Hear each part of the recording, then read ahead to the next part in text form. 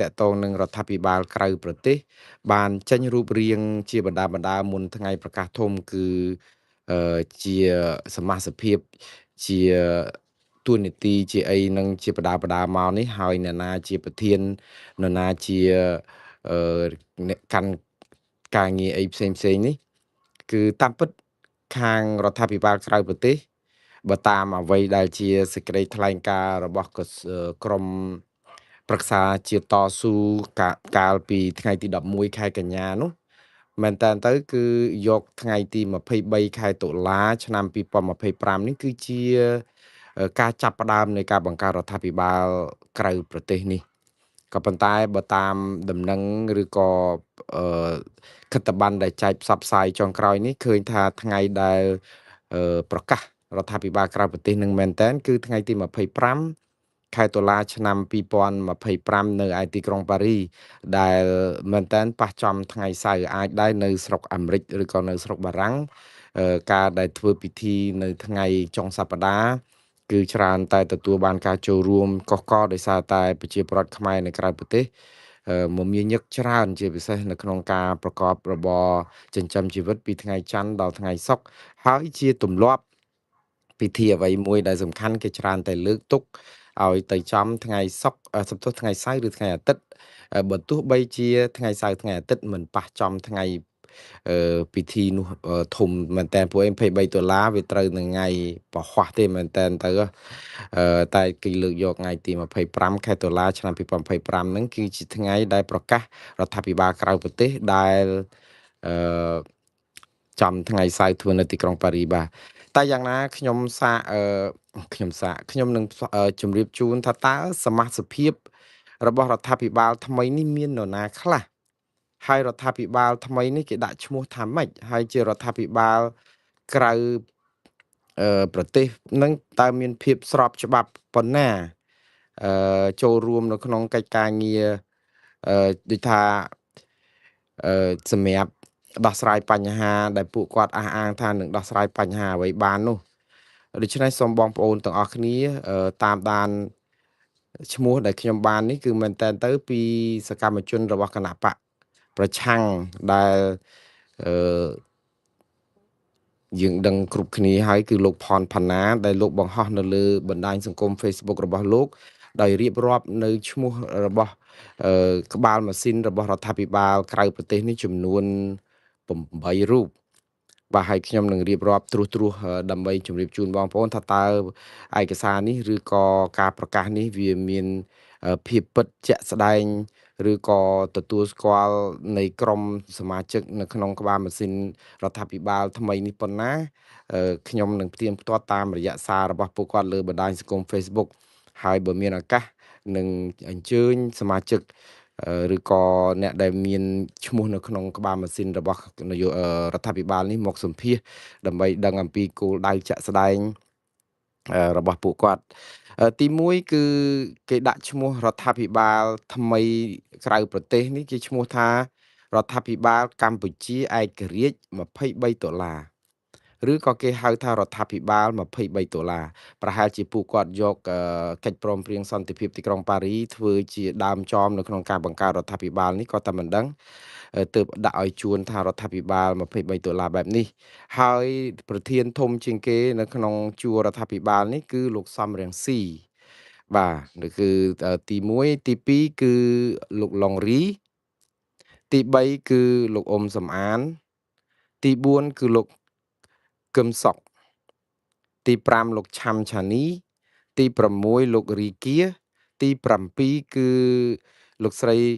ទឹកកឹមហ៊ុននិងទី8គឺយុវជនអ៊ូសាម៉ាឌីអ្នកទាំង8រូបនេះគឺជាឈ្មោះដែលខាងលោកផនផាណាចែកផ្សាយតាមបណ្ដាញសង្គម Facebook របស់លោកហើយមិនដឹងថាតើអ្នកទាំងនោះកាន់តួនាទីអ្វីខ្លះទេគ្រាន់តែដឹងថាលោកសំរងស៊ីគឺជាប្រធាននៃរដ្ឋាភិបាលថ្មីនេះបើន័យថាបើសិនជាលោកសំរងស៊ីជាប្រធាននៃរដ្ឋាភិបាលថ្មីនេះមានន័យថាលោកសំរងស៊ីកាន់តួនាទីស្រមោលនេះគឺស្មើនឹងនាយករដ្ឋមន្ត្រីបាទហើយប្រហែលជាអ្នកទាំង7រូបទៀតហ្នឹងគឺជានាយករដ្ឋមន្ត្រី សំទោសនាយករដ្ឋមន្ត្រីគឺអាចតំណែងរបស់លោកសំរងស៊ីអ្នកផ្សេងទៀតគឺជារដ្ឋមន្ត្រីនៃក្រសួងផ្សេងៗអញ្ចឹងហើយតើក្រសួងផ្សេងរបស់រដ្ឋាភិបាលក្រៅប្រទេសដែលគ្រោងបង្កើតនេះគឺមានក្រសួងមន្ទីរអីគេខ្លះហើយផ្ដោតទៅលើកិច្ចការងារអីខ្លះដូចខ្ញុំជម្រាបអញ្ចឹងអត់ទាន់បានទទួលថាតើពួកគាត់នឹងចាត់ចែងមនុស្សសំខាន់ទាំង7នាក់លើកលែងតែលោកសំរងស៊ីដែលមានតួនាទីជាប្រធានរបស់រដ្ឋាភិបាលថ្មីនេះគឺមានកាលពីសេចក្តីថ្លែងការណ៍ឬក៏សេចក្តីប្រកាសព័ត៌មានរបស់ក្រុមប្រឹក្សាជាតិតស៊ូនោះគឺកាលពីថ្ងៃទី11ខែកញ្ញាគាត់ផ្ដោតសំខាន់ទៅលើស្ថាប័ន7នៅក្នុងជួររដ្ឋាភិបាលថ្មីនេះគឺទី1ស្ថាប័នទំនាក់ទំនងអន្តរជាតិនិងអនុវត្តកិច្ចព្រមព្រៀងសន្តិភាពទីក្រុងប៉ារីទី2គឺស្ថាប័នអធិបតេយ្យជាតិព្រំដែននិងអន្តោប្រវេសន៍ខ្ញុំថាប្រហែលជាចំណុចទី2រឿងអធិបតេយ្យជាតិព្រំដែននិងអន្តោប្រវេសន៍នេះប្រហែលជាបានទៅលោកអ៊ុំសំអានហើយព្រោះលោកធ្លាប់កាត់កាន់កិច្ចការព្រំដែននេះច្រើនដែរទី3គឺស្ថាប័នសន្តិសុខជាតិនិងសុវត្ថិភាពប្រជាពលរដ្ឋរឿងសន្តិសុខជាតិនិងសុវត្ថិភាពប្រជាពលរដ្ឋនេះខ្ញុំ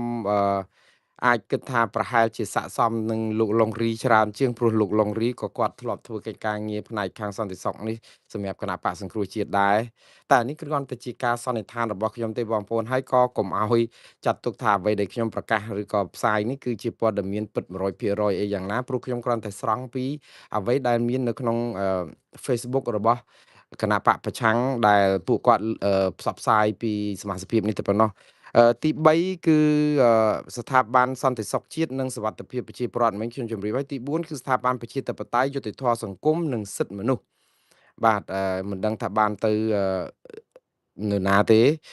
ស្ថាប័នទី5គឺស្ថាប័នកម្ចាត់អំពើពុករលួយនិងរៀបចំការគ្រប់គ្រងប្រទេសឡើងវិញតាមគោលការណ៍សីលធម៌សច្ចធម៌និងយុត្តិធម៌ទី6ស្ថាប័នសេដ្ឋកិច្ចហិរញ្ញវត្ថុនិងជួយប្រជាពលរដ្ឋក្រីក្រនិងទី7ស្ថាប័នព័ត៌មាននិងទំនាក់ទំនងសាធារណៈ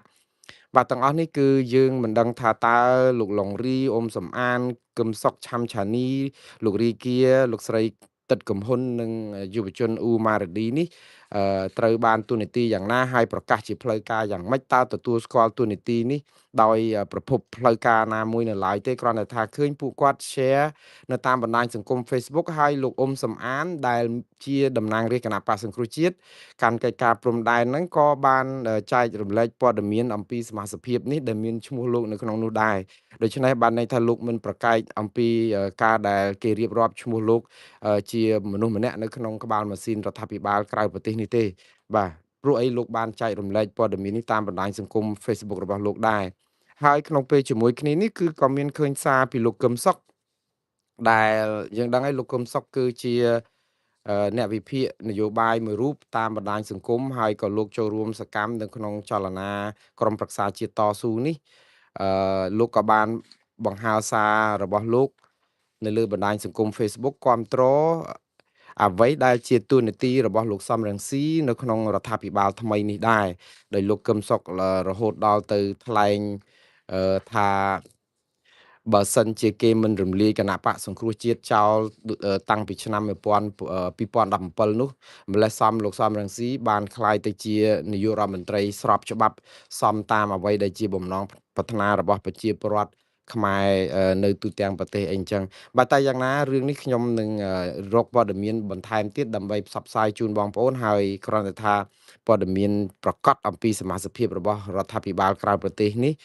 នឹងមានប្រកាសនៅថ្ងៃទី25ខែតុលាឆ្នាំ2025យើងខាងមុខនេះបាទនៅប្រហែលជា2-3សប្តាហ៍ខាងមុខទៀតនេះហើយពេលនោះហើយដែលបងប្អូនទាំងអស់នឹងបានជ្រាបព័ត៌មាននេះលម្អិតបន្ថែមទៀតបាទក្រៅពីព័ត៌មានតកតងនឹងរឿងការបង្កើតរដ្ឋាភិបាលថ្មីនេះគឺយើងនៅមានរឿងរដ្ឋាភិបាលកម្ពុជាសពថ្ងៃដែលមានស្រាប់នេះលោកកំពុងតែជួបបញ្ហាច្រើនចាក់ស្រេះដែលពិបាកនឹងដោះស្រាយណាស់ដោយសារតែថៃឈ្លានពានកម្ពុជារំលោភយកដែនអធិបតេយ្យយកបល្លាលួសមករាយឈូសផ្ទះប្រជាពលរដ្ឋអឺសង់សំណង់រឹងថ្មីដាក់លេនដ្ឋានធ្វើផ្លូវនៅក្នុងដែនដែលកំពុងតែមានវិវាទជាមួយនឹងកម្ពុជាស្របពេលដែលកម្ពុជារក្សាភាពអត់ធ្មត់ប៉ុន្តែថាតើភាពអត់ធ្មត់របស់កម្ពុជានេះនឹងអាចនៅយូរបានប៉ុណ្ណាដោយសារតែថៃ ឃើញចំណុចខ្សោយរបស់កម្ពុជាពីភាពអត់ធ្មត់បើទោះបីជាកម្ពុជាបានអះអាងថាភាពអត់ធ្មត់នេះកំពុងតែមានប្រៀបលើថៃក៏ដោយហើយឲ្យប្រជាពលរដ្ឋស្ងាត់ទុកចិត្តរដ្ឋាភិបាលព្រោះយុទ្ធសាស្ត្រថៃកំពុងចូលសងកម្ពុជាអីជាដើមឡាក់នេះការពិតទៅគឺថៃកំពុងតែទន្ទ្រានដណ្ដើមយកដីកម្ពុជាបានជាបន្តបន្ទាប់នៅពេលដែលមានបទឈប់បាញ់តាមពិតបើសិនជារឿងនេះកើតឡើងនៅមិនទាន់មានបទឈប់បាញ់ប្រហែលជាមិនរកម្មដួងចិត្តប្រជាពលរដ្ឋប្រមាណទេប៉ុន្តែនៅពេលដែលមានបទឈប់បាញ់ហើយមានកិច្ចព្រមព្រៀងគ្នាហើយថាអ្នកណានៅហ្នឹងកុំសម្អោចក្នុងខោតែដល់ថៃសម្អោចក្នុងខោវាមិនមែនបានថាសម្អោចក្នុងខោនឹងចង្រៃថៃទេគឺថៃទៅដើមយកដីខ្មែរដាក់បលាលួសឈូសឆាយហើយកំណត់អសានុវាតដេញប្រជាពលរដ្ឋពីភូមិនេះភូមិនោះធ្វើផ្ដេសផ្ដាស់បានគ្រប់រូបភាពប៉ុន្តែកម្ពុជានៅតែបន្តការអត់ធ្មត់ដោយសារតែយើងឲ្យរដ្ឋាភិបាលកម្ពុជាថាឲ្យជឿជាក់លើរដ្ឋាភិបាលកម្ពុជាព្រោះឈ្នះលើការទូតហើយឬការទូតឬឆាកអន្តរជាតិនឹងយើងឈ្នះប៉ុណ្ណាយើងក៏ចាំមើលដែរព្រោះអន្តរជាតិសប្តាហ៍ថ្ងៃនេះរវល់វល់វែកជាមួយនឹងការផ្សេងទៀតដោះស្រាយអត់ដែលបានផងនឹងអ៊ីស្រាអែលនិងអ៊ុយក្រែនឬក៏ប្រទេសដទៃទៀតនឹងដូចជាមិនទាន់ឃើញមានដំណោះស្រាយអីជាដុំកំភួននៅឡើយចុះទម្រាំយើងខ្មែរទូចមួយហើយថៃបំពេញយ៉ាងនេះហើយថៃជាសម្ព័ន្ធមិត្តរបស់អាមេរិកទៅទៀតដូច្នេះរឿងនេះគឺជារឿងមួយដែលយើងកំពុងតាមដានប៉ុន្តែថ្ងៃនេះនៅពេលដែលការអត់ធ្មត់នឹងមានភាពរឹងមាំដែរមើលទៅនៅក្នុងចំណោមប្រជាពលរដ្ឋដែលខំប្រឹងខន្តីថ្ងៃនេះថ្នាក់ដឹកនាំកម្ពុជាគឺលោកហ៊ុនសែនដែលជាប្រធានព្រឹទ្ធសភាមែនតែនក៏ជានាយករដ្ឋមន្ត្រីកម្ពុជានៅពីក្រោយដែរព្រោះអីយើងដឹងហើយថាប្រទេសកម្ពុជាសពថ្ងៃដឹកនាំដោយលោកហ៊ុនសែនមិនមែនលោកហ៊ុនម៉ាណែតទេគ្រាន់តែថាលោកហ៊ុនម៉ាណែតគឺជាអាយ៉ងដែលលោកហ៊ុនសែនគ្រាន់តែយកមកបិឆោតដើម្បីឲ្យមើលទៅឃើញថាមានក្មេងឬក៏យុវជនជំនាន់ក្រោយដឹកនាំប្រទេសតែប៉ុណ្្នឹងឯងប៉ុន្តែអ្វីដែលជាអ្នកកាច់ចកោតនោះនិយាយទៅលោកហ៊ុនម៉ាណែតគឺអង្គុយនៅកៅអីមុខនៅកន្លែងចកោតរថយន្តនឹងមែនប៉ុន្តែលោកហ៊ុនសែនអង្គុយកៅអីក្បែរហ្នឹងគាត់ជាអ្នកលូកដៃមកកាច់ចកោតទេដូច្នេះលោកហ៊ុនម៉ាណែតហ្នឹងមិនបានកាច់ចកោតហ្នឹងទេតែយ៉ាងណាអ្វីដែលគាត់ទ្រាំមិនបានថ្ងៃនេះគឺគាត់បានអំពាវនាវឲ្យប្រជាពលរដ្ឋខ្មែរឈប់ទិញទំនិញថៃតាមពិតអាការធ្វើបេក្ខការទំនិញថៃហ្នឹងគឺកើតមានយូរហើយស្ទើរតែទូទាំងប្រទេសទៅហើយនៅកម្ពុជាដោយទាំងនៅស្រុកក្រៅហ្នឹងទៀតរឿងធ្វើបេក្ខការទំនិញថៃនោះមិនមានអីភ្ញាក់ផ្អើលប៉ុន្តែម្ដងនេះគឺមានថ្នាក់ដឹកនាំប្រកាសជាសកលចឹងហ្មងគឺលោកហ៊ុនសែនអំពាវនាវឲ្យប្រជាពលរដ្ឋខ្មែរឈប់ទិញទំនិញថៃនិងឈប់ចាយប្រាក់បាតថៃរឿងនេះគឺគាត់ធ្វើនៅពេលដែលឃើញវីដេអូមួយដែលប្រមាថរូបលោកនៅលើបណ្ដាញសង្គមតើវីដេអូដែលប្រមាថលោកនាយករដ្ឋមន្ត្រីហ៊ុនសែននេះឬប្រធានព្រឹទ្ធសភាហ៊ុនសែននេះតើគេធ្វើយ៉ាងម៉េចបាទគឺថ្មីនេះគឺមានរូបវីដេអូដែលគេបង្ហោះហើយសូម្បីតែលោកហ៊ុនសែនក៏មិនដឹងថាអានឹងជា AI ឬក៏មិន AI ទៀតលោកមិនហ៊ានប្រកាសថាអានឹងជាវីដេអូពិតទៅទៀតព្រោះអីអារឿងការដែលចោទប្រកាន់ថារូបវីដេអូរឿងភ្នំទ្រាប់រឿងប្រាសាទតាមាន់ធំឬក៏តំបន់អីផ្សេងដែលថៃទន្ទ្រានយកទឹកដីយើងបានហើយយើងថាយើងគ្រប់គ្រង 100% អាការឃោសនាថាអានឹងជា AI ដល់ពេលឥឡូវសូម្បីតែលោកហ៊ុនសែនក៏អាគេប្រមាថកាត់ទៀនគាត់ដល់កម្រិតហ្នឹងក៏គាត់នៅតែមិនហ៊ាននិយាយថាវីដេអូហ្នឹង 100% ជារូបពិតដែរក៏ប៉ុន្តែគាត់ថាបើ AI ឬមិន AI គាត់ចាត់ទុកថាទង្វើបែបនេះគឺជាទង្វើអាក្រក់ទង្វើអមនុស្សនិងអន់ជាងសត្វទៅទៀត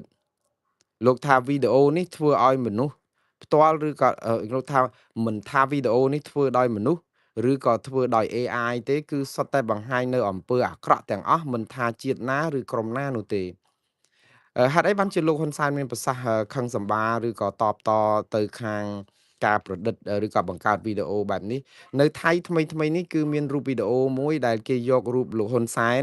ជារូបថតហើយនឹងអ្នកស្រីម៉ាលីសុជាតាដែលជាអ្នកនាំពាក្យក្រសួងការពារជាតិហ្នឹងយកទៅដាក់លើផ្ទាំងស៊ីបសម្រាប់ឲ្យជាលបែងបាញ់លេងកំសាន្តនៅក្នុងមហាជនថៃណាហើយការដែលយករូបលោកហ៊ុនសែនទៅឲ្យដាក់ធ្វើជាលបែងភ្នាល់បាញ់លេងកំសាន្តបាញ់ស៊ីបបែបនេះវាតាមពិតបើចំពោះខ្ញុំក៏យល់ថាកម្ពុជាថៃដូចជាដើរលើសបន្ទាត់ក្រហមឆ្ងាយពេកដែរហើយខ្ញុំថាថៃធ្វើអីបំពេញច្រើនរឿងច្រើនអីហ្នឹងអាហ្នឹងគឺយើង មិនអាចអត់អន់បានទេណាក៏ប៉ុន្តែនៅពេលដែលយករូបអឺថ្នាក់ដឹកនាំកម្ពុជាទោះជាថៃស្អប់ថ្នាក់ដឹកនាំកម្ពុជាប៉ុណ្ណាទោះជាកម្ពុជាស្អប់ថ្នាក់ដឹកនាំកម្ពុជាប៉ុណ្ណាឬអ្នកណាស្អប់អ្នកណាក៏ដោយប៉ុន្តែការដែលយករូបថតរបស់ថ្នាក់ដឹកនាំយកទៅបាញ់ទៅដាក់ផ្ទាំងស៊ីបអីអញ្ចឹងខ្ញុំថាចំពោះខ្ញុំថ្កោលទោសដែរខ្ញុំរិះគន់រដ្ឋាភិបាលចាស់ដៃដែរហើយព្រោះអីទង្វើអសកម្មនឹងគឺវាច្រើនណាស់ប៉ុន្តែលក្ខណៈរបៀបដូចជាការប្រមាថអាយុជីវិតមនុស្សបែបនេះគឺខ្ញុំថ្កោលទោសដាច់អហង្ការដែរព្រោះអីវាអាក្រក់ជូរជាតិណាស់ហើយខ្ញុំគាំទ្រអ្វីដែលលោកហ៊ុនសែនមានប្រសាសន៍ដែរថាទង្វើបែបនេះគឺជាទង្វើអមនុស្សបានន័យថាគ្មានគុណធម៌គ្មានសិលធម៌វាជាទង្វើគ្រូតគ្រៀតហើយវាអន់ជាងសត្វទៅទៀតបានន័យថាគាត់ខឹងដែរដោយសារតែឃើញរូបភាពបែបនេះហើយបានជាគាត់អំពាវនាវនៅក្នុងន័យមួយប្រាប់ប្រជាពលរដ្ឋខ្មែរថាបើសិនជាគាំទ្ររូបលោកហ្នឹងគឺចង់និយាយថាបើឈឺចាប់ជាមួយនឹងថៃគឺសុំឲ្យបើគាត់ថាចេះប្រសិនបើបងប្អូនឈឺចាប់ជាមួយថៃមិនចូលចិត្តថៃសូមកុំទិញទំនិញថៃមកប្រើប្រាស់និងឈប់ប្រើប្រាស់ប្រាក់បាតថៃលើដីខ្មែរតទៅទៀតដើម្បីពង្រឹងឯករាជ្យភាពខាងរូបិយវត្ថុរបស់ជាតិយើងអឺខ្ញុំថានេះគឺជាការឆ្លៀតឱកាសមួយដែរដើម្បីធ្វើយ៉ាងម៉េចឲ្យអាការធ្វើពហិការផលិតផលថៃហ្នឹងឲ្យវាកាន់តែតឹងតែងជាងមុនទៀតតាមពិតផលិតផលថៃហ្នឹងមិនដឹងថាតើត្រូវគាំទ្រឬក៏ប្រើប្រាស់យ៉ាងម៉េចទៀតបើសិនជាបិទព្រំដែនអស់ទៅហើយហ្នឹងទំនិញថៃនាំចូលប្រទេសកម្ពុជាតាមព្រំដែនធ្លាក់ដល់ទៅ99.99%ហើយហ្នឹងបានន័យថាដល់កម្រិតស្ទើរសូន្យទៅហើយដូច្នេះមិនមានអីដែលត្រូវថាពហិការអីទៀតទេហើយបើសិនជាពហិការតើពហិការយ៉ាងម៉េចបើផលិតផលហ្នឹងវាបិទព្រំដែនជិតឈឹងដែរប៉ុន្តែយ៉ាងនេះក៏ខ្ញុំដឹងថាគាត់ក៏មានការមិនពេញចិត្តហើយខ្ញុំគិតថាអឺជាសារមួយដែលខឹងក្រេវក្រោធដែរតែយ៉ាងណាខ្ញុំសូមកោតសរសើរគាត់ដែរត្រង់ឃ្លាមួយដែលគាត់និយាយថាពាវនាវឲ្យប្រជាពលរដ្ឋខ្មែរកុំយកបច្ឆ័យលក្ខព្រះមហាក្សត្រថៃឬរូបថតមេដឹកនាំថៃណាមួយមកធ្វើមិនគប្បីឲ្យសោះចង់និយាយថាកុំឲ្យថ្មិញសងដោយថ្មិញភ្នែកសងដោយភ្នែកខ្ញុំថាសម្ដីមេដឹកនាំដែលមានសុជីវធម៌សិលធម៌សេចក្តីថ្លៃថ្នូរបែបនេះគួរឲ្យមានលឺឲ្យច្រើនលើកច្រើនគ្រាហើយច្រើនដងជាងអាការងើបមួយវាយមួយអាមមឹងហែងអញជេរបតិចផ្ដាសាគ្នាធ្វើឲ្យប្រជាពលរដ្ឋនឹងយកគំរូតាមបើសិនជាថ្នាក់ដឹកនាំបានថ្លែងសារអញ្ចឹងឲ្យបានញឹកញាប់ខ្ញុំថាជាការល្អមែនតើហើយរហូតដល់លោកបាននិយាយពាក្យមួយទៀតដែលថាផ្ដាំផ្ញើប្រជាពលរដ្ឋខ្មែរទៀតថាកុំឲ្យធ្វើសកម្មភាពណាមួយប៉ះពាល់ដល់ក្រុមហ៊ុនថៃនិងប្រជាពលរដ្ឋថៃដែលកំពុងរស់នៅនិងធ្វើការរស់ស៊ីនៅកម្ពុជាលោកថាលោកជឿជាក់ថាប្រជាពលរដ្ឋថៃភាគច្រើនមិនចង់ធ្វើសត្រូវជាមួយប្រជាពលរដ្ឋកម្ពុជាទេមនុស្សមួយចំនួននៅថៃរាប់ទាំងអ្នកដឹកនាំថៃខ្លះផងកំពុងវាយតម្លៃខុសពីសេដ្ឋកិច្ចកម្ពុជាថាកំពុងជួបការលំបាកក្រោយពីថៃបិទព្រំដែនដោយខ្វះទំនិញប្រើប្រាស់អីអញ្ចឹងបាទនេះគឺជាសាររបស់លោកហ៊ុនសែនដែលជម្រាបទៅដែលថាមិនចង់សងសឹកឬក៏មិនចង់តតាំងអីជាមួយថៃទេក៏ប៉ុន្តែក៏បានចោទប្រកាន់អំពើរបស់ថៃហ្នឹងថាជាអំពើលាមកនិងអន់ជាងសត្វអីអញ្ចឹងហើយហាមឃាត់ប្រជាពលរដ្ឋមិនឲ្យតតាំងជាមួយនឹងថៃបែបនេះប៉ុន្តែអឺក្នុងពេលជាមួយគ្នាហ្នឹងគឺក៏ពហិការអំពាវនាវសុំឲ្យឈប់ទិញទំនិញថៃហើយដើម្បីសេដ្ឋកិច្ចខ្មែរនិងកុំឲ្យចាយប្រាក់បាតថៃតាមពិតប្រាក់បាតថៃនេះគួរតែឈប់ចាយយូរណាស់ហើយយើងនៅទឹកដីអធិបតេយ្យរបស់យើងរឿងអីត្រូវចាយប្រាក់បរទេសនោះយើងតាមពិត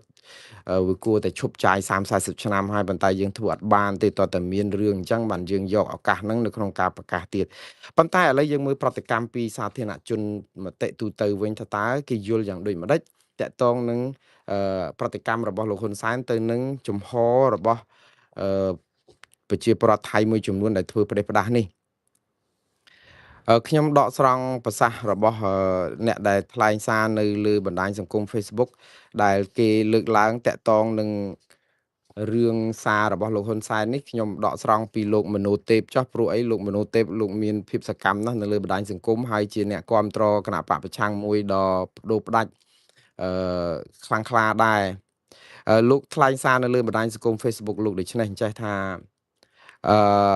លោកហ៊ុនសែនបានផ្ទុះការខឹងសម្បារយ៉ាងខ្លាំងបន្ទាប់ពីវីដេអូជនជាតិថៃយករូបលោកដាក់ជាផ្ទាំងស៊ីបលោកមនោទេពបានមានប្រសាសន៍បន្ថែមថាលោកហ៊ុនសែនបានសរសេរនៅក្នុងเพจផ្លូវការរបស់លោកថាប្រសិនបើបងប្អូនជឿចាប់ជាមួយថៃមិនចូលចិត្តថៃសូមកុំទិញតំណែងថៃមកប្រើប្រាស់ហើយឈប់ប្រើប្រាស់ប្រាក់បាតថៃលើដីខ្មែរតទៅទៀតដើម្បីពង្រឹងឯករាជ្យភាពខាងរូបិយវត្ថុរបស់ជាតិយើងប្រទេសយើងតូចតែយើងត្រូវមានវប្បធម៌សិលធម៌ខ្ពស់អានេះគឺជាប្រសាសន៍របស់លោកហ៊ុនសែនអឺលោកមនោទេពបានរិះគន់លោកហ៊ុនសែនបែបនេះទៅវិញថាលោកហ៊ុនសែននៅស្ងៀមស្ងាត់ពេលដែលថៃពាត់បន្លាលួសជួសកំទេចផ្ទះឈូសកំទេចផ្ទះខ្មែរនៅភូមិជោគជ័យតែការប្រមាថនេះប៉ះពាល់បុគ្គលលោកផ្ទាល់ធ្វើឲ្យលោកបែរទៅជាឈឺចាប់ចេញប្រតិកម្មតែមិនប្រតិកម្មទៅលើការឈូសបន្លាលួសឯណោះវិញអានេះតាមប្រសាសន៍របស់លោកមនោទេពលោកបានបន្តទៀតថាបើទោះបីជាខ្ញុំមាននិន្នាការនយោបាយមិនស្របតែខ្ញុំមិនគ្រប់គ្រងទង្វើអសិលធម៌របស់ថៃនិងរបស់មេដឹកនាំខ្មែរកន្លងមកដែលមានអំណាចតែងតែប្រើពាក្យអសុរោះជេរប្រមាថខ្មែរគ្នាឯងហើយបើអ្នកសារព័ត៌មានលោកផៃវណ្ណៈឯនោះវិញគ្មានសិលធម៌មានចរិតជាមនុស្សបាតសង្គមធ្វើការផ្សាយជាសាធារណៈដោយសេរីនៅពាក្យអសុរោះគួរតែមានវិធានការទប់ទល់ទង្វើអសិលធម៌នេះទើបសង្គមខ្មែរថ្លៃថ្នូរវប្បធម៌ខ្មែររុងរឿងទៅបានបាទនេះគឺជាសារតបមួយជ្រុងរបស់សកម្មជនខ្មែរនៅឯប្រទេសបារាំងនៅក្រៅប្រទេសដែលតបតទៅនឹងអ្វីដែលជាប្រតិកម្មរបស់លោកហ៊ុនសែនទៅនឹងការប្រមាថការទានអាយុជីវិតនិងយករូបលោកយកទៅធ្វើជាផ្ទាំងបាញ់ស៊ីបកំដរយករង្វាន់អីនៅក្នុងកន្លែងកំសាន្តរបស់ថៃនោះបាទបន្តទៀតខ្ញុំមានសារមួយពីសកាពីសមាជិកម្នាក់នៅក្នុងក្របខ័ណ្ឌក្បាលម៉ាស៊ីនដឹកនាំរដ្ឋាភិបាលក្រៅប្រទេសគឺលោកអ៊ុំសំអានដែលជាតំណាងរាជគណៈបក្សសង្គ្រោះជាតិលោកថ្លែងសារនៅតាមបណ្ដាញសង្គម Facebook ថ្ងៃនេះថាអញ្ចេះយើងចង់ឃើញលោកហ៊ុនសែនឈឺចាប់នឹងប្រតិកម្មពេលដែលទាហានថៃពាត់បន្លាលួសយកផ្ទះប្រជាពលរដ្ឋខ្មែរដោយដែលជនជាតិថៃប្រមាថមើលងាយគាត់ដែរកុំឈឺចាប់តែនៅពេលដែលចំលើខ្លួនលោកក៏ប៉ុន្តែចំលើផ្ទះប្រជាពលរដ្ឋខ្មែរធ្វើមិនដឹងមិនលឺនិងគ្មានប្រតិកម្មអ្វីបន្តិចសោះមេដឹកនាំអាត្មានិយមអានេះអ្វីដែលលោកអ៊ុំសំអានបន្ថែមទាល់តែថៃពាត់បន្លាលួសយកផ្ទះលោកហ៊ុនសែននៅទួលកសាំងទើបតាមប្រតិកម្មមើលទើបគាត់ប្រតិកម្មតាមមើលប៉ះសាច់ឯងទើបឈឺលោកបន្តថាយ៉ាងណាក៏ដោយក្នុងនាមជាខ្មែរដូចគ្នាក៏យើងមិនគាំទ្រទង្វើអសិលធម៌របស់ជនជាតិថៃនេះដែរបាទហើយចុងក្រោយលោកអ៊ុំសំអានមានប្រសាសន៍បន្តថាជនជាតិថៃប្រមាថមើលងាយលោកហ៊ុនសែនឃើញនាំគ្នាសម្ដែងការឈឺចាប់ដល់តែថៃពាត់បលាលួសយកផ្ទះប្រជាពលរដ្ឋខ្មែរទឹកដីខ្មែរនិងទាហានថៃបណ្ដេញពលរដ្ឋខ្មែរចេញពីផ្ទះលោកហ៊ុនសែនគ្មានការឈឺចាប់អីបន្តិចផ្ទុយទៅវិញផុសតែចម្រៀងសបាយៗបាទនេះគឺជាសារប្រតិកម្មតបរបស់អ្នកដែលនៅតាមបណ្ដាញសង្គម Facebook ទេហើយនេះគឺជាសិទ្ធិបញ្ចេញមតិរបស់ពួកគាត់បង្អែមលៀងមាត់មួយខ្ទះថ្នោតរបស់មុងណារ៉េតនេះគ្រាន់តែដកស្រង់ដើម្បីឲ្យបងប្អូនយកទៅពិចារណាទេហើយការដែលថ្លែងពិចារណាយ៉ាងណាគឺជាសិទ្ធិសម្រេចរបស់បងប្អូនតែយ៉ាងណាយើងកុំងាកឆ្ងាយពីរឿងហ្នឹងយើងមករឿងព្រំដែនរបស់យើងដដែលក៏ប៉ុន្តែថាតើស្ថានភាពយើងមកដល់ណាហើយបងប្អូនឥឡូវនេះនៅសល់តែថ្ងៃតាមពិតថ្ងៃស្អែកនេះដែលត្រូវនឹងថ្ងៃទី7វាចំនឹងថ្ងៃដែលជាឱសានវត្តដែលខាងយោធាថៃបានកំណត់យកបានកំណត់ឲ្យប្រទេសកម្ពុជានឹងដាក់សំណើផែនការលម្អិតដើម្បីជម្លៀសប្រជាពលរដ្ឋចេញពីភូមិជោគជ័យនិងភូមិព្រៃច័ន្ទបាទហើយបើអត់ទេគេនឹងយកលេសថាគេនឹងពន្យាពេលប្រជុំយុទ្ធភូមិភាគហើយថ្ងៃនេះគឺខាងយោធាថៃគឺគេបានសរសេរលិខិតមួយតបទៅនឹងខាងយោធាកម្ពុជាគេនិយាយអញ្ចេះថាយោធាតំបន់ភូមិភាគ1គេថាខាងយោធាភូមិភាគ1បានផ្ញើលិខិតមួយទៅកាន់ខាងកម្ពុជាហើយបញ្ជាក់ថាខ្លួនត្រៀមខ្លួនរួចជាស្រេចដើម្បីចូលរួមកិច្ចប្រជុំ យុទ្ធភូមិភាគឬក៏ RBC នេះជាមួយកម្ពុជាដែលយុទ្ធភូមិភាគ5របស់កម្ពុជាដែលគ្រោងធ្វើនៅថ្ងៃទី10ដល់ថ្ងៃទី12នៅឯទីក្រុងប៉ោយប៉ែតខេត្តបន្ទាយមានជ័យក៏ប៉ុន្តែលិខិតនោះក៏បានបញ្ជាក់ដែរថាការដែលចូលរួមថ្ងៃទី10ទៅ12នេះរបស់ខាងភាគីថៃអាចធ្វើទៅបានគឺជាទាល់តែមានលក្ខខណ្ឌមួយគឺទាល់តែកម្ពុជាដាក់ផែនការជំនះប្រជាពលរដ្ឋចេញពីភូមិព្រៃច័ន្ទនិងជោគជ័យសិនបើអត់ទេគឺការជួបនេះនឹងអាចលើកពេលទៀតបាទតាមពិតថៃដដែលទេគឺមិនមានអីប្លែកទេព្រោះកម្ពុជាក៏បានបង្ហាញលិខិតទៅហើយថាអត់មានផែនការជំនះប្រជាពលរដ្ឋខ្មែរចេញពីព្រៃច័ន្ទឬភូមិជោគជ័យឲ្យថៃទេព្រោះអីកម្ពុជាសំអាងថាអានឹងជាដីខ្មែរហើយថៃក៏ចូលទន្ទ្រានមកដីខ្មែរអាស្រ័យផលនៅតំបន់នោះដែរខ្មែរមិនតឹងររឿងផងហេតុអីបានជាថៃមកររឿងខ្មែរឲ្យដេញជំលះអីអញ្ចឹងហើយទុកឲ្យកិច្ចការនេះគណៈកម្មការព្រំដែនចម្រុះ JBC ជាអ្នកដោះស្រាយអីចឹងប៉ុន្តែខ្ញុំជឿថាថៃច្បាស់ជាយកលេសនេះពន្យាពេលទៀតហើយតែយ៉ាងណាទៅថ្ងៃនេះគឺយើងឃើញខាងអ្នកនាំពាក្យរបស់ក្រសួងការពារជាតិគឺអ្នកស្រីម៉ាលីសុជាតាបានបង្ហោះសារនៅលើអឺទំព័រ Facebook របស់ក្រសួងការពារជាតិថាអញ្ចេះគឺបានបញ្ជូនឬក៏ថាខាងក្រសួងការពារជាតិបានសម្របសម្រួលជូនក្រុមអ្នកអង្កេតការអន្តរកាល IOT ចុះទៅពិនិត្យទីតាំងជាក់ស្ដែងនៅភូមិជោគជ័យឃុំអូបេជាន់ស្រុកអូជ្រៅខេត្តបន្ទាយមានជ័យដើម្បីសង្កេតការផ្ទៀងផ្ទាត់និងរាយការណ៍នៅស្ថានភាពព្រំដែនក្រោយបាត់ឈប់បាញ់ចូលជាធរមានយើងឃើញការដែលចុះទៅតំបន់អូបេជាន់ភូមិប្រៃច័ន្ទអីឬក៏ជោគជ័យអីហ្នឹងឃើញខាងក្រុមសង្កេតការអន្តរកាល IOT ដែលមានសមាជិកអឺយោធាបរទេសអីមួយចំនួនចូលរួមដែរហ្នឹងគឺកម្ពុជាធ្វើញឹកញាប់ណាស់នៅក្នុងតំបន់ហ្នឹងគឺប៉ុន្តែបានតែត្រឹមតែទៅទេគ្រាន់តែវិលមកផុតមិនទាន់បានឡានវិលកង់ផុតពីកន្លែងហ្នឹងហងថៃចាប់ផ្ដើមដាក់បន្លាលួសមកប្រាវអីអញ្ចឹងទៅដូច្នេះក្រុមដូចខ្ញុំបានជម្រាបអញ្ចឹងថាកម្ពុជាធ្វើអ្វីដែលជាពិធីសារដែលត្រូវតែធ្វើឲ្យគ្រប់កិច្ចណាព្រោះអត់មានអីធ្វើលើសនឹងបានទេតែថៃអត់ធ្វើគ្រប់កិច្ចទេថៃគឺធ្វើឈ្លានពានយកដីយើងតែម្ដងគឺអត់មានគោរព IOT ឬក៏ក្រុមសង្កេតការអន្តរកាលហើយក្រុមសង្កេតការអន្តរកាលហ្នឹងមែនតើនឹងគួរឲ្យអាសូរដែរដោយសារពួកគាត់គ្មានឥទ្ធិពលអីទេព្រោះសង្កេតការខាងខ្មែររៀបចំទៅគាត់ទៅតែកន្លែងមើលហ្នឹងទៅថៃក៏គេមិនឲ្យចូលក្នុងអាតំបន់ចំនួនអីអញ្ចឹងក៏យើងចូលអត់បានមើលតែពីក្រៅថៃវិញមកដល់ត្រឹមតែតំបន់ចំនួនហ្នឹងมันអាចចូលមកខាងខ្មែរបាននៅក្នុងតំបន់ប្រទីងបន្ទងគ្នាវាអត់បានផលណាទាល់តែអាគណៈកម្មការឬក៏អ្នកសង្កេតការហ្នឹងវាជាគណៈកម្មការសង្កេតការចម្រុះដែលមានសមាជិកពីខាងថៃនិងពីខាងខ្មែរឬពីអាស៊ានចូលគ្នាទាំងអស់វាអត់មានប៉ុន្តែជាអកុសលខ្ញុំពិបាកបន្ទោសដែរដោយសារអីថៃក៏គេមិនព្រមតែថៃមិនព្រមក៏នៅតែអញ្ចឹងទៅយើងធ្វើតែខាងយើងគេធ្វើតែខាងគេឃើញតែឃើញតែទស្សនកិច្ចឃើញតែចោះកត់អីអញ្ចឹងទៅប៉ុន្តែជាលទ្ធផលថៃនៅតែម្កិលចូលតរហូតដូច្នេះរឿងនេះយន្តការបែបនេះគឺកត់ក៏ចេះតែកត់ទៅយើងគេថាចិនខ្មែរចេះតែកិនចិនចេះតែកត់ចេះកត់ដែរប៉ុន្តែសុំកត់ឲ្យយកទៅប្តឹងនៅអង្គការណែតុលាការយុត្តិធម៌អន្តរជាតិផងដើម្បីកុំឲ្យការដែលកត់ហ្នឹងបាត់ភ័ស្តុតាងបាត់អីអស់បាទតែយ៉ាងណាបងប្អូនថៃថ្ងៃទី10នេះគឺនឹងមានរឿងដែលយើងត្រូវតែត្រៀមទៅព្រោះថៃអត់មានថយក្រោយទេគឺថៃចិញ្ចឹមចិត្តយកតំបន់ភូមិប្រៃច័ន្ទនិងណែជោគជ័យនេះឲ្យខាងតែបានហើយបើមិនជំលះទេគឺថៃនឹងយកកន្លែងហ្នឹងជាសមរភូមិទាញការចាប់អារម្មណ៍ផ្សេងពីតំបន់ផ្សេងមកផ្ទុកនៅតំបន់ហ្នឹងមួយដោះស្រាយអារឿងហ្នឹងមួយដើម្បីឲ្យប្រាប់ថាថៃអាចធ្វើអីបានស្រេចចិត្តណាដូច្នេះរឿងនេះគឺយើងនឹងឃើញថានឹងរ៉ាំរ៉ៃយូរឆ្នាំតទៅទៀតសំទោសយូរខែយូរថ្ងៃតទៅទៀតបាទខ្ញុំស្លេះរឿងនេះត្រឹមប៉ុណ្ណេះឥឡូវនេះគឺចូលដល់រឿងតាក់ទងនឹងថៃដដែលប៉ុន្តែរឿងលោក Thaksin នយោបាយថៃនេះគឺមើលទៅគឺច្បល់តែក្នុងស្រុកខ្លួនគាត់នឹងក៏មានបញ្ហាដែរមកដល់ម៉ោងនេះគឺតុលាការសំទោសពេលដែលតុលាការសម្រេចឲ្យលោក Thaksin ជាប់ពន្ធនាគារ1ឆ្នាំ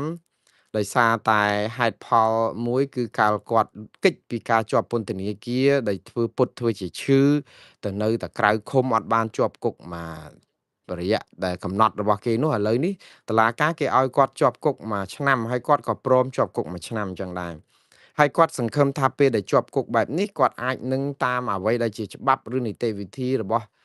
តុលាការថៃឬក៏ប្រព័ន្ធរដ្ឋាភិបាលថៃគឺរៀងរាល់ពេលដូចថា3ខែ6ខែម្ដងឬក៏ប្រហែលសប្តាហ៍ម្ដងហ្នឹងនិយាយទៅអ្នកទោសដែលជាទណ្ឌិតទាំងអស់ហ្នឹងគឺមានសិទ្ធិសរសេរលិខិតជូនទៅក្រសួងយុតិធធដើម្បីឲ្យថ្វាយទៅព្រះមហាក្សត្រថៃពិចារណាអំពីការលើកលែងទោសព្រោះមានបុណ្យទានមានពិធីអីធំអីអញ្ចឹងព្រះមហាក្សត្រថៃតែងតែលើកលែងទោសអ្នកដែលទោសស្រាលអញ្ចឹងទៅឲ្យឆាប់បានចេញទៅផ្ទះជួបប្រពន្ធកូនឆាប់អ្នកដែលបានដូចថាកែអត្តចរិតនៅពន្ធនាគារអញ្ចឹងទៅក៏បធូរទោសអីចឹងឲ្យស្រាលជាងហ្នឹងឆាប់បានចេញអញ្ចឹងទៅហើយលោក Thaksin នេះទៅចូលបានប្រហែលសប្តាហ៍នេះគឺដាក់ពាក្យសុំឲ្យមានការលើកលែងទោសហ្នឹង2ដងទៅហើយបានន័យថាលោកព្រមចូលគុកប៉ុន្តែមិនចង់ឲ្យនៅជាប់គុកដល់ទៅ1ឆ្នាំទេអញ្ចឹងក៏សុំឲ្យក្រសួងយុតិធធម៌ហ្នឹងជួយផ្ញើសារហ្នឹងទៅព្រះមហាក្សត្រដើម្បីឲ្យលោកបានទទួលការពិចារណាពីព្រះមហាក្សត្របាននៅក្រៅឃុំអញ្ចឹងទៅឬក៏ថាចេញពីពន្ធនាគារវិញទៅព្រោះបានចូលបានប្រហែលថ្ងៃដែរហើយសូមឲ្យមានការប្រតិទានទោសឬក៏លើកលែងទោសពីព្រះមហាក្សត្របន្ថែមទៀតប៉ុន្តែសំណើរបស់លោកត្រូវបានក្រសួងយុតិធធម៌ថៃដែលដឹកនាំដោយលោកអនុទិនច័ន្ទវរៈគុលរដ្ឋាភិបាលអនុទិនច័ន្ទវរៈគុលនេះបានបដិសេធ2លើកចឹងបានន័យថាសំណើនេះគឺមិនបានជោគជ័យទេអញ្ចឹងលោក Thaksin អាចត្រូវជាប់ពន្ធនាគារ1ឆ្នាំពេញតែម្ដងហើយការដែលគេជំទាស់នៃការសុំឲ្យព្រះមហាក្សត្រលើកលែងទោសលោក Thaksin នេះគឺដោយគេយកហេតុផលថាព្រះមហាក្សត្រកាលពីមុនកាត់ទោសដូចថាទោសទណ្ឌរបស់លោក Thaksin ហ្នឹងគឺច្រើនឆ្នាំណាស់គឺគេបន្ថយអស់ហើយព្រះមហាក្សត្រលើកលែងទោសនឹង7 8ឆ្នាំហើយមកនៅសល់តែ1ឆ្នាំឲ្យជាប់ពន្ធនាគារអត់បានជាប់ទៀតដូច្នេះទៅជាប់អាចុងក្រោយនឹងហើយចង់សុំទៀតហ្នឹងគឺខាងក្រសួងយុតិធធម៌ថាដូចជាមិនមានហេតុផលអីអាចនឹងបន្តឲ្យអនុគ្រោះអីកើតទៀតចឹងក៏អត់ចង់ផ្ញើរឿងនេះទៅព្រះមហាក្សត្រទេគឺចង់ឲ្យទាត់ចោលត្រឹមនឹងតែម្ដងកុំឲ្យរវល់ព្រះមហាក្សត្រព្រោះអីព្រះមហាក្សត្របានព្រះរាជទានទោសឲ្យបធូរថយទោសឲ្យលោក Thaksin នឹងច្រើនហើយតែយ៉ាងណាបងប្អូនខ្ញុំជឿថានេះគឺជារឿងនយោបាយនៅក្នុងថៃហ្នឹងគឺគាត់មានការខ្វែងយោបល់គ្នាក្នុងរឿងនេះដោះស្រាយទៅប៉ុន្តែយ៉ាងណាអឺយើងចាំមើលតទៅទៀតទៅហើយរឿងនេះក៏វាគេខ្លាចលោក Thaksin ចេញមកមានឥទ្ធិពលនៅក្នុងការធ្វើនយោបាយកាន់តែសស្រាក់សស្រាំជាងមុនប៉ុន្តែបើសិនជាគាត់ជាប់គុក1ឆ្នាំចេញមកវិញក៏តែមិនហួសពេលអីទៅឯណាដែរព្រោះ1ឆ្នាំមួយផ្លែតទេបងប្អូនអឺបន្តទៅទៀតគឺដំណឹងចុងក្រោយនៃបង្អែមលាងមាត់ខ្ញុំថ្ងៃនេះគឺយុវជនក្មេងៗតវ៉ាក៏ក្រើកនៅឯប្រទេសម៉ារ៉ុកដែលជារដ្ឋាភិបាលអាហ្វ្រិកខាងជើងអាមេរិកខាងជើងដែលការតវ៉ានេះគឺក៏ក្រើកបែបនេះធ្វើឲ្យយើងនឹកដល់ការតវ៉ាផ្សេងទៀតដែលធ្វើឡើងដោយយុវជនហើយយុវជនតវ៉ានេះគឺមានភាពស្រស់គ្នានៅច្រើនកន្លែងណាស់ដែលយើងហៅយុវជន Gen Z បើជាយុវជនក្មេងៗអាយុក្រោម35ឆ្នាំហើយយើងឃើញព្រឹត្តិការណ៍នេះកើតឡើងតាំងនៅបង់ក្លាដេសយើងឃើញនៅឥណ្ឌូនេស៊ីយើងឃើញនៅហ្វីលីពីនយើងឃើញនៅម៉ាដាកាស្កាយើងឃើញនៅកេនយ៉ាប៉េរូនិងចុងក្រោយថ្មីនេះនៅនេប៉ាល់អីអញ្ចឹងគឺយុវជនក្មេងៗនេះគឺប្រើប្រាស់សិទ្ធិរបស់ខ្លួននៅក្នុងការទម្លាក់រដ្ឋាភិបាលដោយសារតែអំពើអសកម្មជាច្រើនហើយនៅម៉ារ៉ុកនេះគឺរឿងអំពើពុករលួយអំពើពុករលួយនេះគឺវាកើតឡើងស្ទើរតែគ្រប់កន្លែងហើយដល់ប្រជាពលរដ្ឋទ្រាំមកបានអំពើពុករលួយដែលយុវជននៅឯប្រទេសម៉ារ៉ុកទាមទារឲ្យរំលាយរដ្ឋាភិបាលហើយតវ៉ាយ៉ាងសស្រាក់សស្រាំនេះគឺក៏ក្រើកនៅអាហ្វ្រិកខាងជើងនេះគឺអញ្ចេះគេមានគម្រោងសាងសង់ហេដ្ឋារចនាសម្ព័ន្ធកីឡាសម្រាប់ទទួល FIFA ឆ្នាំ2030ហើយគម្រោងនោះគឺត្រូវចំណាយទឹកប្រាក់ជាង$5000 លានជាការពិតប្រទេសម៉ារ៉ុករដ្ឋាភិបាលត្រូវការកសាងហេដ្ឋារចនាសម្ព័ន្ធដើម្បីតាក់ទាញភ្ញៀវចូលរួមមកដើម្បីកំណើនសេដ្ឋកិច្ចអីដែរវាមិនរឿងអីខុសទេណាក៏ប៉ុន្តែរឿងដែលខុសមួយគឺអាហេដ្ឋារចនាសម្ព័ន្ធសុខាភិបាលសុខុមាលភាពរបស់ប្រជាពលរដ្ឋនៅម៉ារ៉ុកហ្នឹងវាអត់ទាន់បានល្អសោះហើយរដ្ឋអត់យកចិត្តទុកដាក់ប្រជាពលរដ្ឋអត់ការងារធ្វើក៏ច្រើនអំពើពុករលួយរត់រួតច្រើនហើយប្រាក់ខែមធ្យមប្រចាំខែបានតែ$300ហ្នឹងនៃប្រាក់កម្មករប្រាក់ឈ្នួលអី ដែលជាប្រាក់អតិបរមាហ្នឹងវាតិចពេកហើយអត្រាអត់ការងារធ្វើហ្នឹងក៏វាសម្បើមដែលធ្វើឲ្យប្រជាពលរដ្ឋក្មេងៗនៅប្រទេសម៉ារុកនេះអត់ទ្រាំមិនបានផ្សំនឹងអំពើពុករលួយរឹតរួតនេះផងក៏នាំគ្នាក៏ក្រើកតវ៉ាហើយខ្ញុំជឿថានៅពេលដែលយុវជនឡើងមកស្រុះគ្នាបែបនេះរដ្ឋាភិបាលម៉ារុកជៀសមិនផុតពីរំលាយខ្លួនឬក៏ត្រូវរៀបចំការបោះឆ្នោតថ្មីដើម្បីឲ្យមានសមាជិកភាពពីប្រជាពលរដ្ឋដែលជាក្មេងៗអីហ្នឹងចូលរួមទេហើយបើមិនដូច្នេះទេការតតាំងណាមួយវាអាចនឹងឈានទៅដល់ការបង្ហូរឈាមគ្នាយ៉ាងសម្បើមជាក់ជាមិនខានព្រោះការតវ៉ាប្រហែលថ្ងៃនេះមានស្លាប់មនុស្ស2-3នាក់ទៅហើយការស្លាប់មនុស្សនេះឯងដែលធ្វើឲ្យបាតុកម្មកាន់តែក៏ក្រើកទៀតបងប្អូន